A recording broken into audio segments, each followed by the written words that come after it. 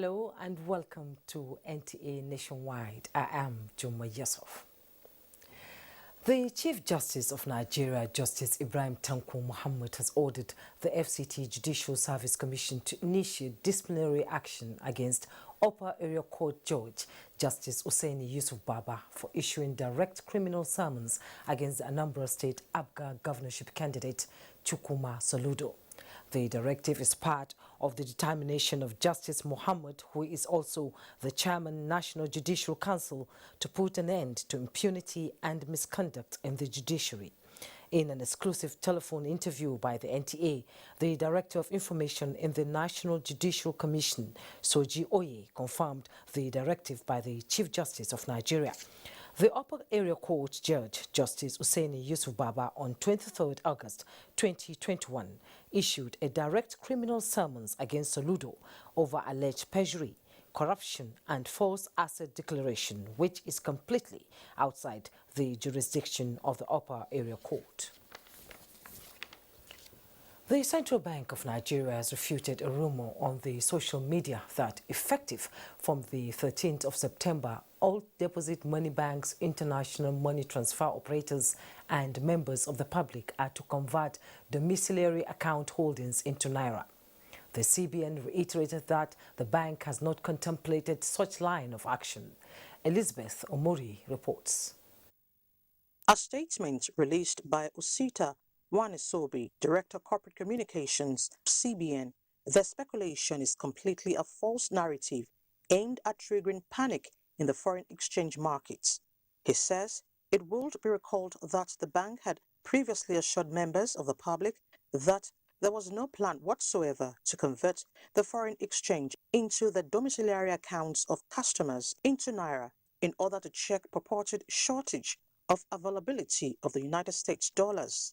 Operators of domiciliary accounts and other members of the banking public are therefore advised to completely disregard these fictitious documents and malicious rumors and go about their legitimate foreign exchange transactions.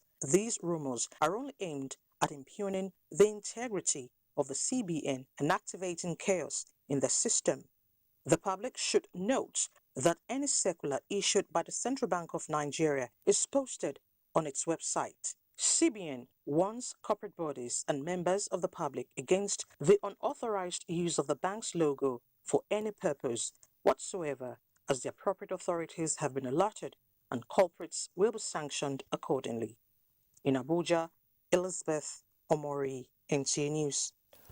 Talking security, the Olo Sector Command of the Proscribed Indigenous People of Biafra, IPOB, Chidera Nyabuhe, also known as Dragon, has been killed in a gun battle with officers of the Imo State Police Command. A statement signed by the Police Public Relations Officer Michael Abatam indicates that the incident occurred when officers of the command tactical team, acting on intelligence report, raided major IPOB ASN camps in the state.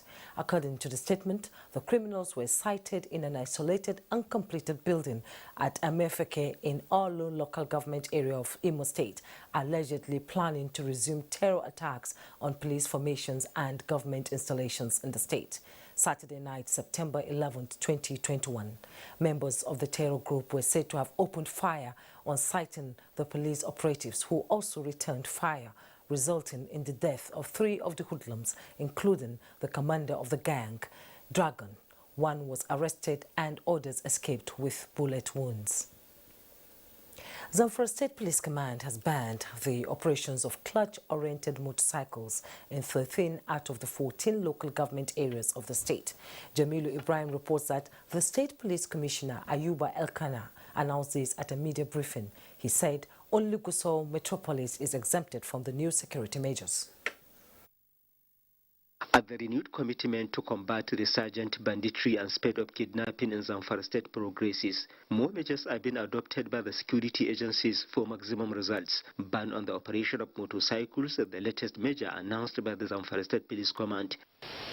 Riding of motorcycles that has cloth has been banned in the 13 local government areas of the state. Also, the earlier enforcement of restrictions of motorcycles and tricycles from 6 p.m. to 6 a.m. and in Gusau local government area from 8 p.m. to 6 a.m. is still in force. Activities of saboteurs are also said to have constituted a great obstacle to the full enforcement of the security measures put in place, especially as they relate to the blockage of petrol and food supply to bandits in their enclaves across the state. Some unscrupulous elements are using their vehicles to supply petrol and other food items to the bandits in the bush, most especially drivers of golf cars and canters. This practice must stop. The police commissioner appealed to people in the state to remain law-abiding and to collaborate with the security agencies for the restoration of lasting peace in all parts of the state. In Gusau, Jamilu Ibrahim, NTA. A constructive dialogue by stakeholders with shared experiences, resolutions and recommendations to strengthen the fight against violence against women and girls is the reason behind a one-day interaction of traditional and religious leaders in South Nigeria. Paul Abel reports that taking messages to end gender-based violence to the grassroots as well as effective implementation of policies, acts and laws is the thrust of discussions at the summit. Violence against women and girls has in recent years, especially during the COVID-19 lockdown, been on the rise. Sustaining the fight against this monster from different fronts, which appears in varying forms such as physical, sexual, psychological and economic.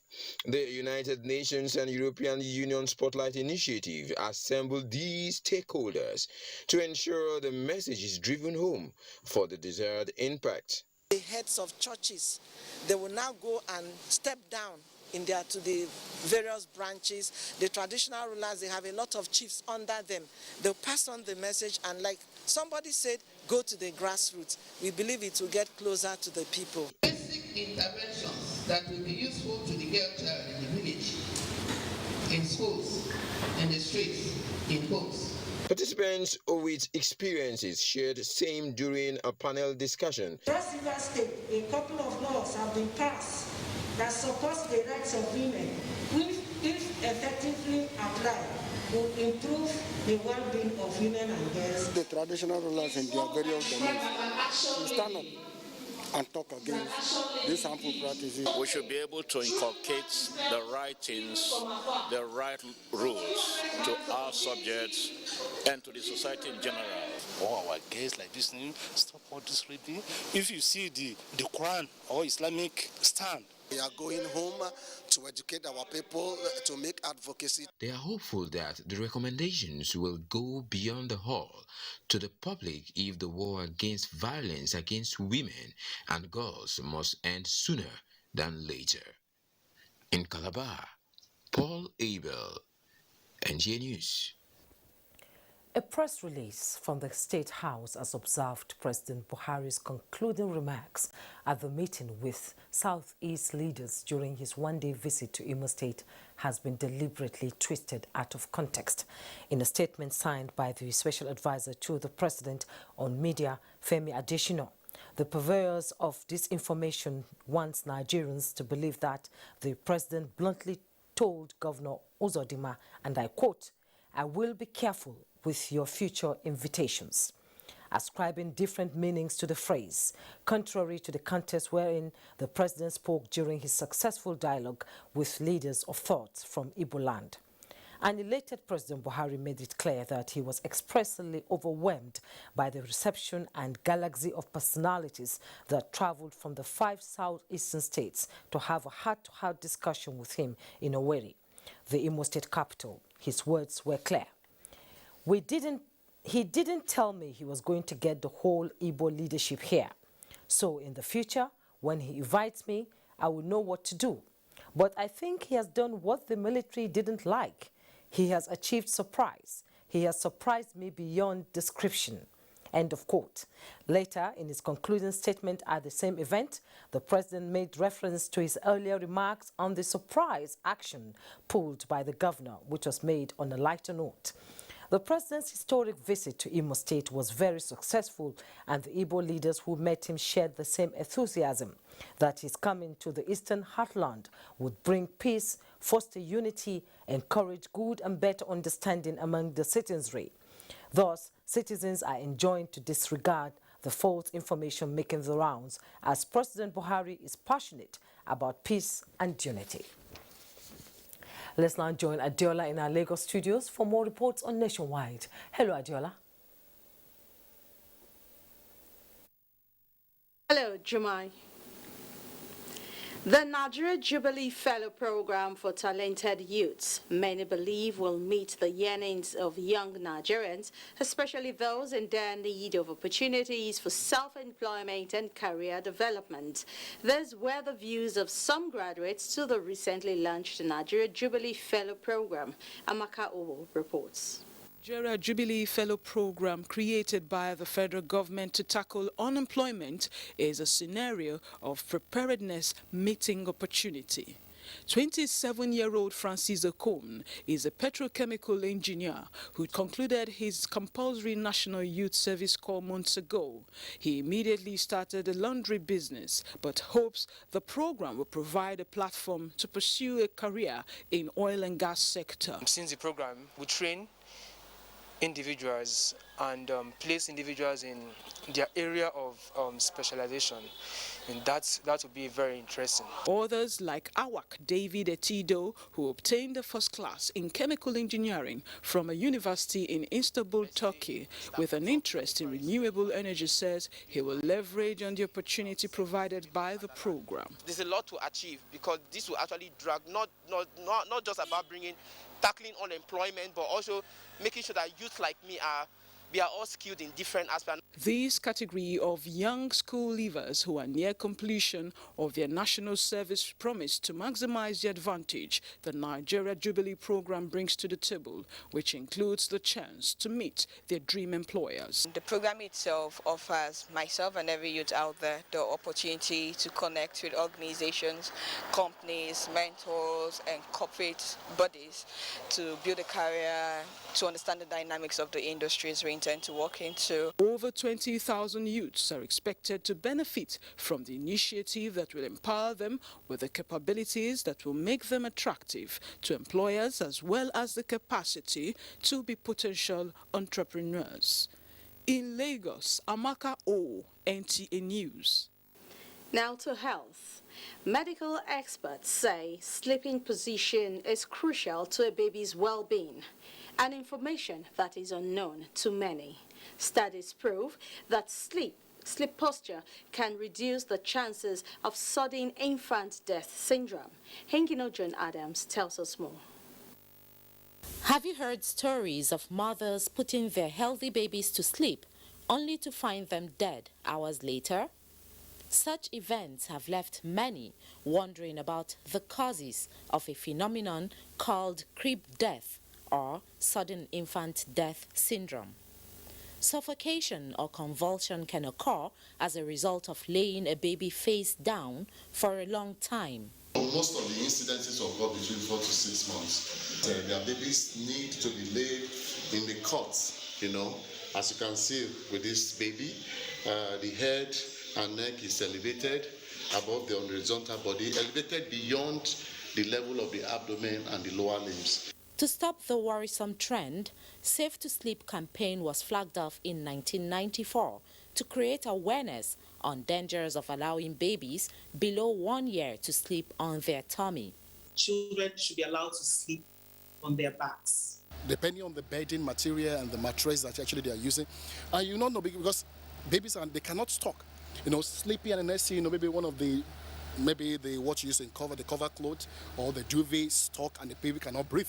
17 years into the Safe to Sleep campaign, it is obvious that some mothers are still not aware of safe positions to lay their sleeping babies. When you cover their belly on the floor like this, they will sleep well. She loves sleeping on that position because I think she's very comfortable with that. Experts say, apart from sleeping position, mothers should lay babies on firm sleeping surfaces, create safe sleeping environment by keeping pillows and crib bumpers away to reduce cases of such deaths. In Lagos, Hingino John Adams, NTA News. Thank you, Ngino, for that information. And that's it from Lagos, but we'll be taking our first break. The news will continue thereafter. Please stay with us.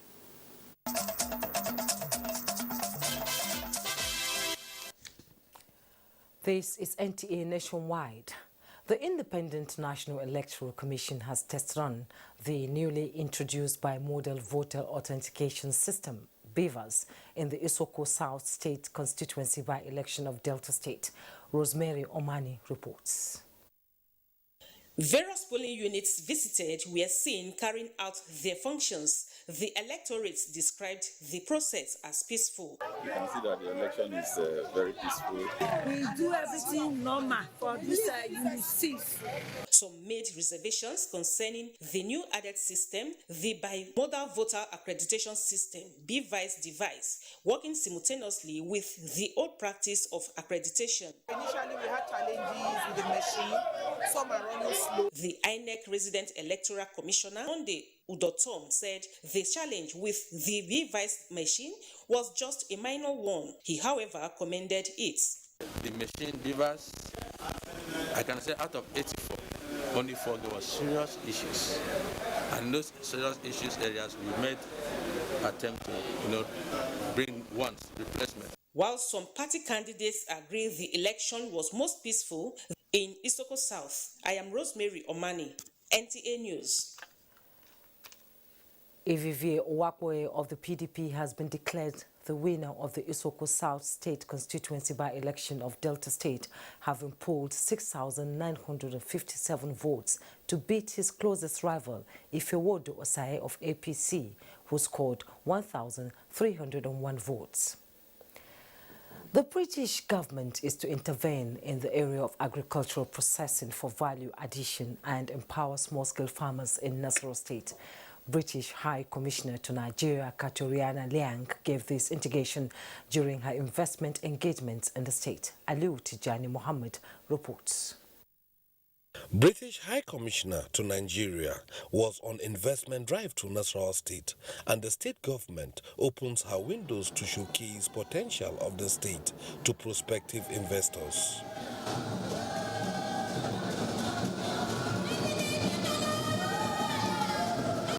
So we've got a member of my team from Department of International Trade, and I've also got my senior economist with me. And the reason they're on this trip, because they wouldn't come on all the trips, is because that's what, for me, distinguishes Nasarawa. So we will be following up. I've also been asked to follow up on the education side. I was very encouraged to hear the commitment Nasarawa has made to, is it 35% of your GNI on education? So I think Nasarawa can also lead the way on that, and we'll do a lot to connect you up with other education initiatives. Also showcased were a cultural artifact of the state government and a Doba organized depicting reality of the Lafia Emirate Council.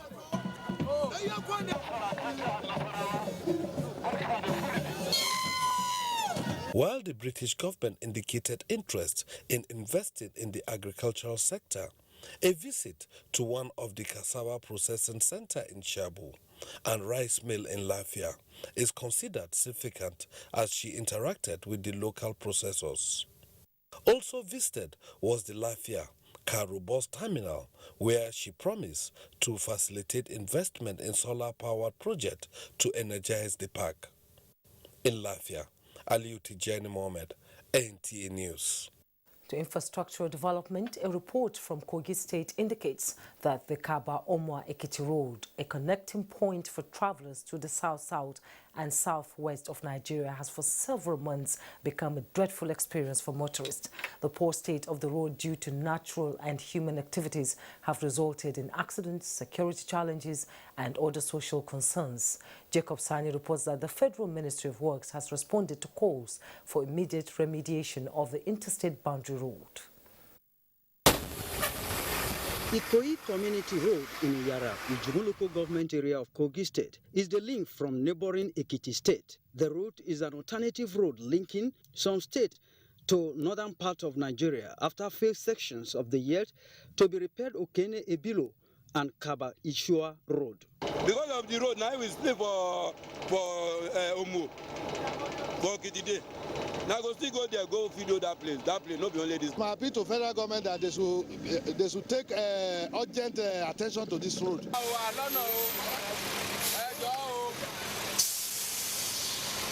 You should please repair this place. This is federal government. This is federal government. That you should come to our aid. One is too much. We are lamenting here. Before we could pass through this place, is a lot of stress.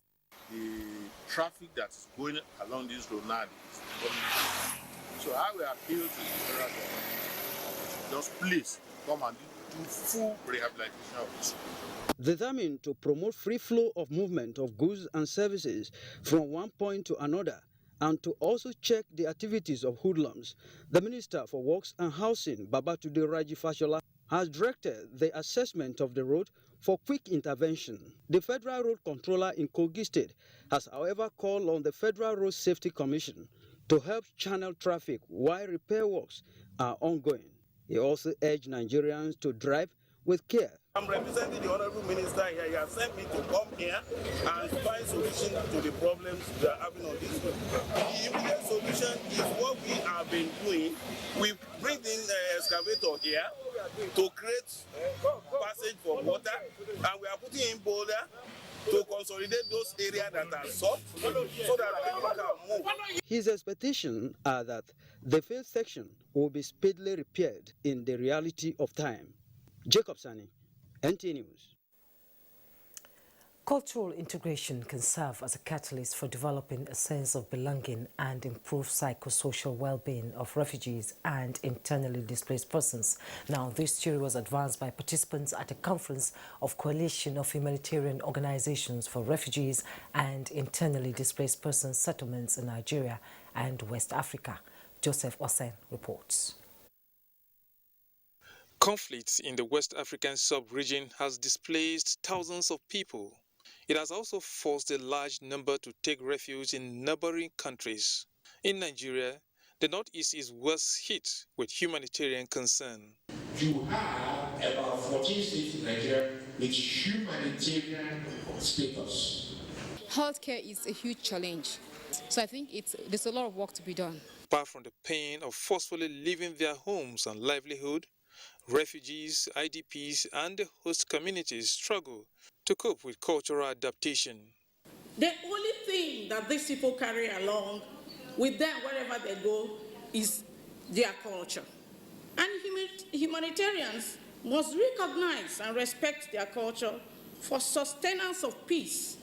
This conference with the theme, Harmonizing Diversity in Providing Sustainable Model of Settlements for Refugees in Nigeria and West Africa, is not just looking at supporting these vulnerable people, but to help them be self-reliant and adapt to cultural diversity. All skills will be embodied within that kind of settlement, and this will make them economically responsible, economically viable, and as well we want to remind them of their cultural heritage as Africans.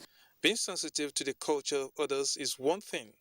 The humanitarian organizations themselves do not want to take for granted as they continue to render selfless service to the needy.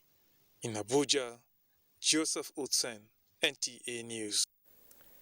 Larry is standing by in Nevada Network Center for more reports from that axis. Hello, Larry. Good my end. Welcome to Ibadan. The worrisome problem of unemployment in the country will be surmounted particularly through collaboration and synergy with relevant agencies and other development partners.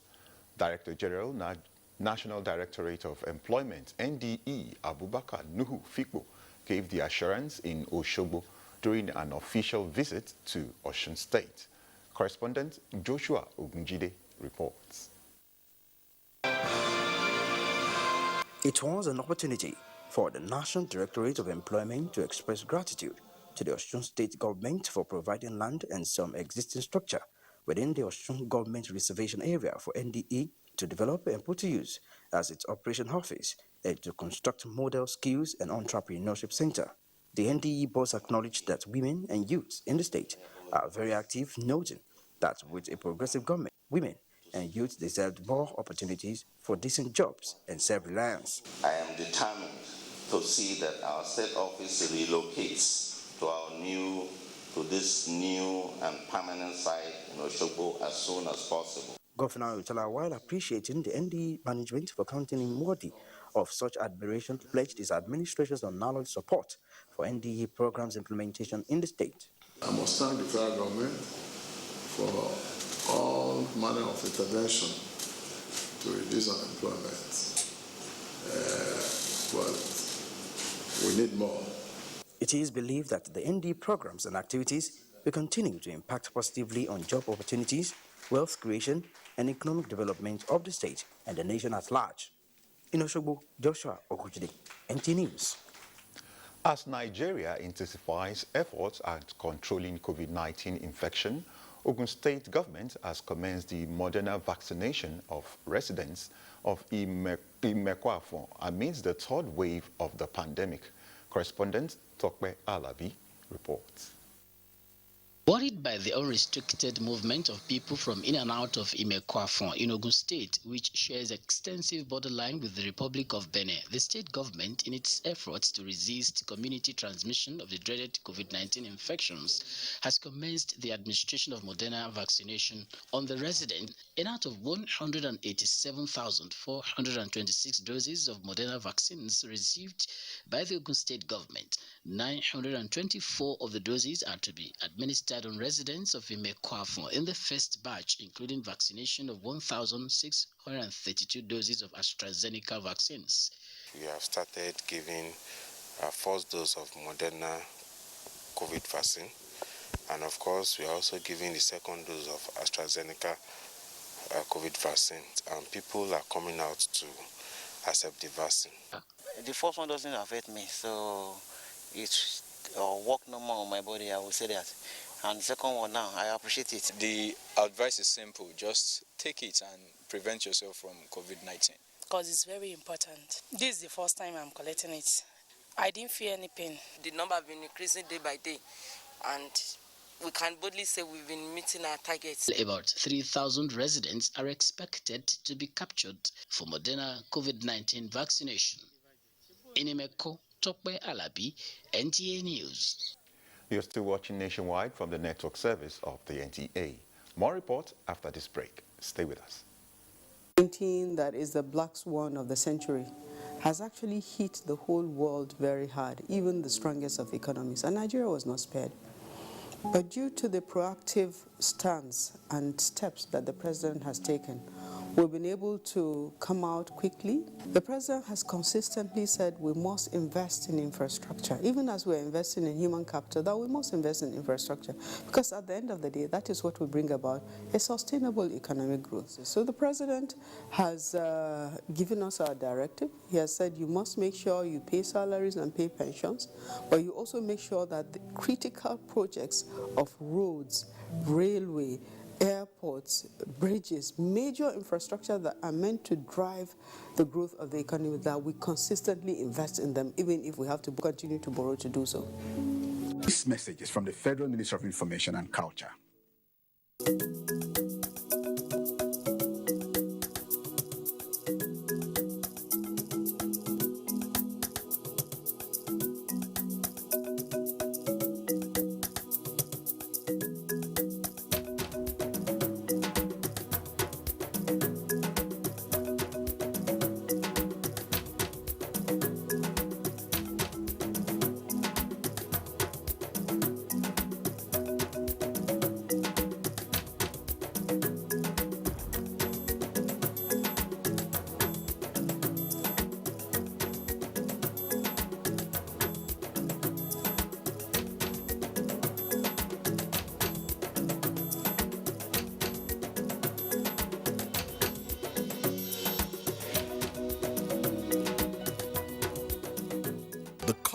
Flight Lieutenant Abayomi Dairo, aka the Aggressor, for his skillful and dogged escape from the bloodthirsty bandits in the forest of Zamfara State. 3 hearty cheers also to all military and security personnel who are tirelessly protecting fellow Nigerians from insurgency and banditry while maintaining peace and order. Nigerians are proud of Abayomi Dairo and all our gallant men and women in uniform for sacrificing so much to keep us safe. We admire your courage and we say thank you. God bless the armed forces. God bless Nigeria. This Welcome back. And for the latest figures of COVID-19 in Nigeria, the Nigeria Center for Disease Control, NCDC, has announced another 547 new cases of COVID-19 in Nigeria as at 11th of September 2021. The breakdown is as follows: Lagos 110, Oyo 72, Rivers 56, Anambra 50, Osun 49, Delta 48, FCT 42, Ekiti 29, Akwa Ibom 26, Abia 19, and Kano 16, Edo 10, Benue 7, Ogun 6, Kaduna 5, and Bayelsa 2. This brings the total number of confirmed cases of COVID-19 in the country to 198,786. 185,075 persons have been treated and discharged, and the death toll is now put at 2,590. Millions of people across the globe have received full doses of COVID-19 vaccine. This testifies to the potency and safety of the vaccines, as vaccination remains key to ending the pandemic. This was part of submissions from academic scholars at a training organized by the Child Rights Information Bureau of the Federal Ministry of Information and Culture in collaboration with the United Nations Children's Fund for Media Practitioners. Olishe Adebo has details. All viruses, including SARS-CoV-2, the virus that causes COVID-19, according to science, evolve over time. The mutation of COVID-19 to its latest, the Delta variant. This scientist, a senior lecturer at the Department of Pharmacology and Therapeutics, Bayero University, Kano, Dr. Murtala Jibril, explains that Nigerians need to take advantage of the ongoing nationwide vaccination exercise to stop the virus from mutating again. Because with mutations, the effectiveness and the efficacy of the vaccines tend to reduce, but they are still effective even among the mutant strain. So people should use this opportunity of the available vaccines in Nigeria, especially now that we have the Moderna vaccines, which is safe even in pregnancy. These media practitioners selected from across the country to be better informed on the conspiracy theories about COVID-19 vaccine and ending fake news, hampering the vaccination rollout in Nigeria. We're hoping that what we have done here today, journalists are able to go out and create demand for the vaccine. And that's one way we are going to actually limit the ravages of COVID-19. With the learning and the experience from this meeting, one is comfortable to propagate and promote and advocate the idea of vaccination. The training is also providing participants stories, ideas that revolve around COVID-19 and vaccination exercise. Oluseye Adiagbo, NTA News. Still talking health, in a supportive efforts to tame the rising case of malaria and cholera epidemic in Jigawa State, over 300 women who are considered as family caregivers have been sensitized on preventive measures and first aid support to reduce fertility rate from the disease. A non-governmental organization tagged Mom and Me Healthier Together, in collaboration with the member representing the area in the National Assembly, carried out the medical outreach in Malam Vodori local government. Mohammed Musa Askira reports.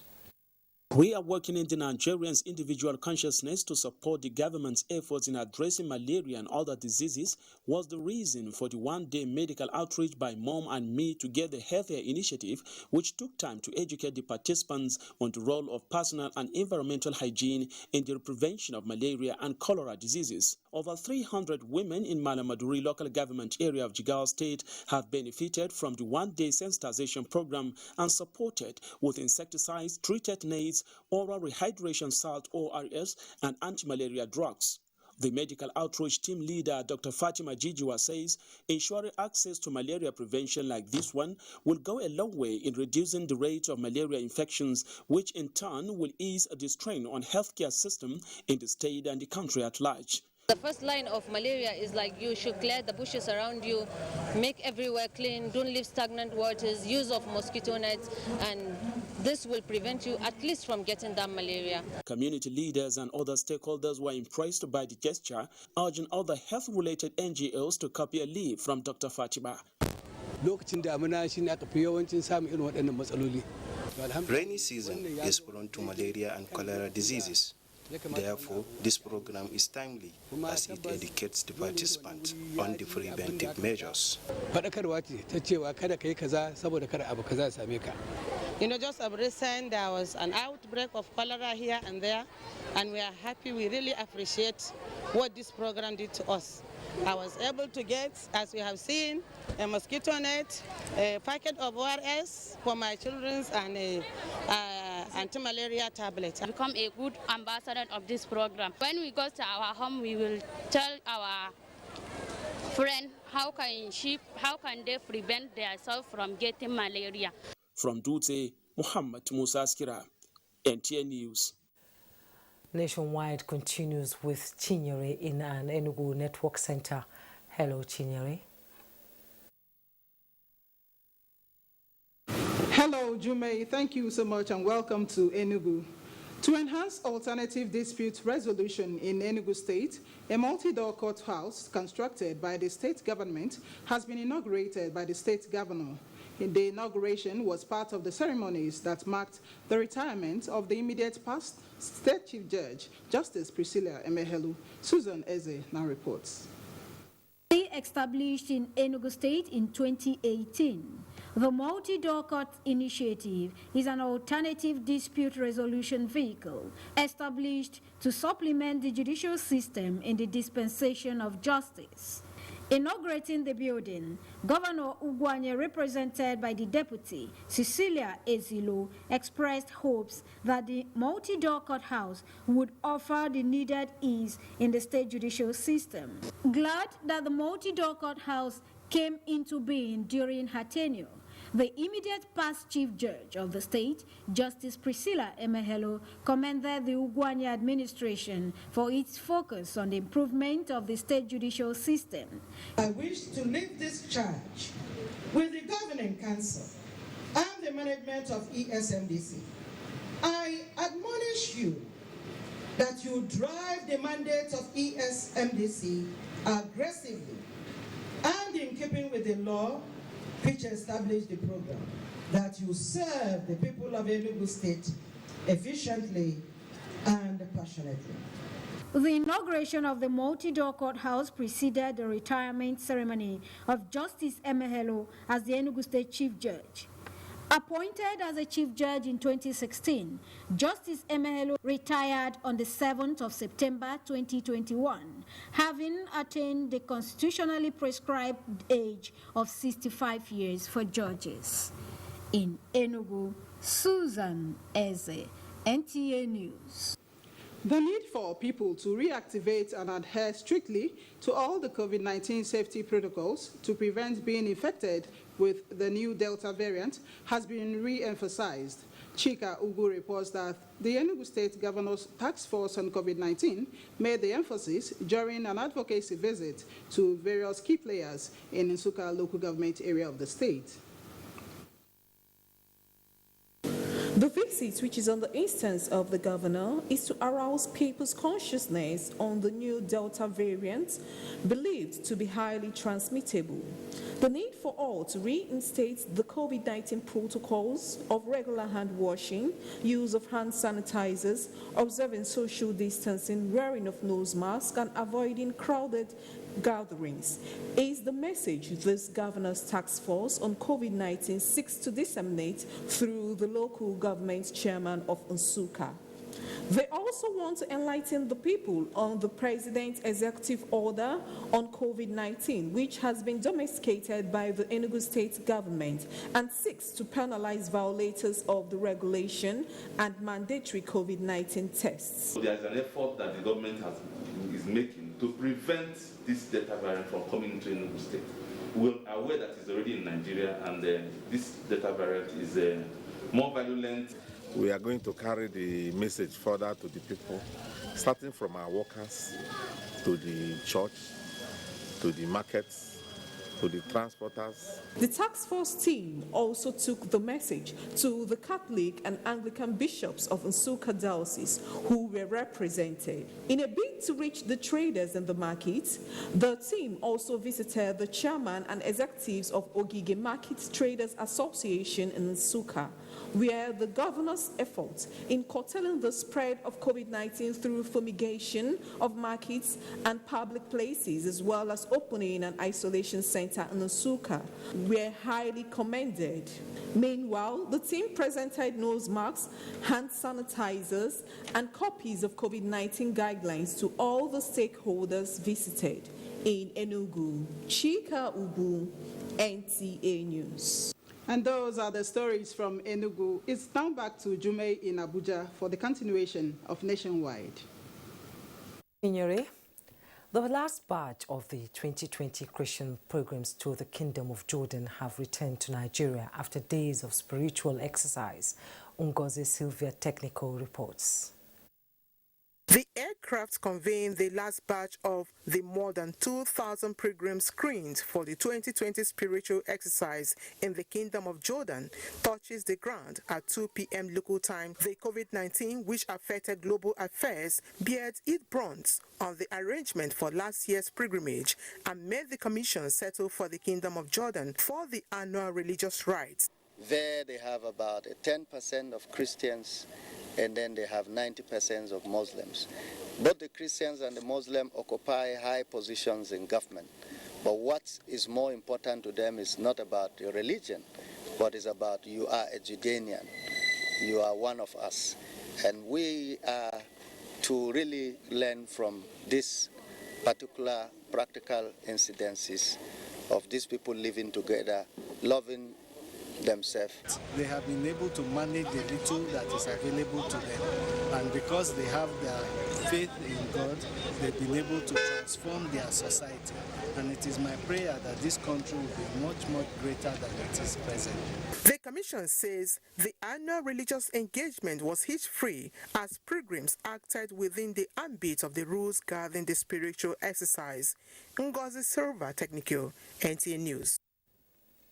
For the National Mosque, Abuja, to be in a position to discharge its responsibilities as an important Islamic center to provide the required atmosphere for studies and research, as well as adhere to orthodox religious observance, the Muslim Ummah must support it to establish an income-generating venture for sustainable future. Amirul Mu'minin and Sultan of Sokoto, Muhammad Saad Abubakar, stated this at the stakeholders meeting on the aspirations of the National Mosque. Ilyasu Onoto Yakubu reports. The stakeholders meeting was conceived by leadership to enable the Muslim Ummah deliberate on ideas to provide the mosque with financial capacity for its running. Part of proposals and prospects presented by the ad hoc committee is to develop the mosque land into a three-phase project comprising a mall, administrative building, and a hotel to make it a center befit Nigeria. It would be recalled that the last time the dilapidated condition of the National Mosque was brought to the attention of the public was during the administration of President Obasanjo. It is advisable to look at that first closely again so that there will be no mistakes in the investment. I think it's a shame for all of us here, including myself, that this can happen with this mosque, and it's because we do not have structures that we have that we are asking us to do today in place so that this must be catered for. Sultan of Sokoto, Abubakar Saad III, beckoned on the believers to see the initiative as a call to invest in their hereafter. How do we really continue to make this masjid the most relevant center for Muslims all over the country? Since it was established in 1984, the National Mosque's successive leadership has had to rely on the goodwill of worshippers through alms giving on platforms such as the weekly Juma prayer to finance the day-to-day running of the nation's Muslim worship center. If adopted by the Ummah, The developmental initiatives are expected to snowball into a revenue-yielding platform. Iliasu Onotu Yakubu, NTA News. The federal government is adopting vocational training as part of measures towards achieving its vision of lifting 1 million Nigerians out of poverty. Minister of Labour and Employment Chris Ngige made this known in Imo State while flagging off the Southeast Vocational Training Program for Youth.